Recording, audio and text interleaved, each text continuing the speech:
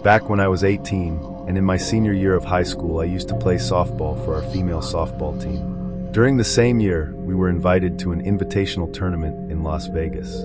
I remember we stayed in a hotel or motel 15 minutes from the city itself.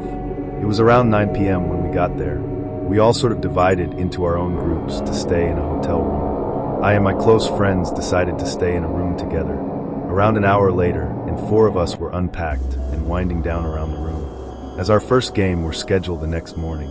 But as I was laying on the bed, basically half asleep at this point, the phone into our room rang. It kind of startled us, as I have stayed in many hotels before and never once remember the hotel phone itself ringing. All of us, now wide awake, looked at each other. We agreed we should answer it, and I was the one to take the chance of answering it. I picked up the phone and said the usual hello. Now, this was a few years ago.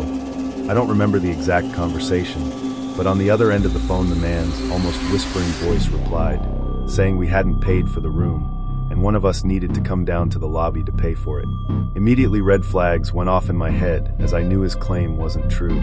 I had witnessed our coach pay for the room not even 2 hours ago. Why would they have given us room keys if we hadn't paid for it? Plus, even if something had gone wrong with the payment, it would have been super unprofessional to call the room this late into the night. I replied to the man saying we had paid for the room, but completely ignoring my statement, the man once again insisted that just one of us had to come down as our room wasn't paid for. His voice, now clearly frustrated, then followed the claim up with a threat, saying that if we didn't send one person down, there would be consequences. Now I'm a pretty paranoid person. The whole thing felt so wrong to me, and there was no way I was letting any of us go down to the lobby. I replied saying to the man saying that we would be no one is coming, and hung up the phone. I figured that if it was the hotel staff, were sorted in the morning. We continued to rest. The next morning we asked the coach, and the coach asked the person who working at the front desk about it, and if the payment didn't go through. To our surprise, they had no idea what we were talking about, and even insisted that the front desk would not have called us that late into the night.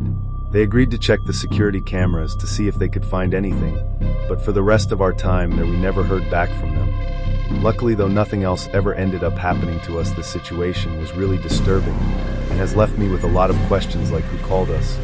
Why did they want one of us to exit the room alone in the middle of the night? And how did they know the room we were in? Honestly, the more I think about it, the more I get creeped. I'm just glad we decided to stay in our room that night.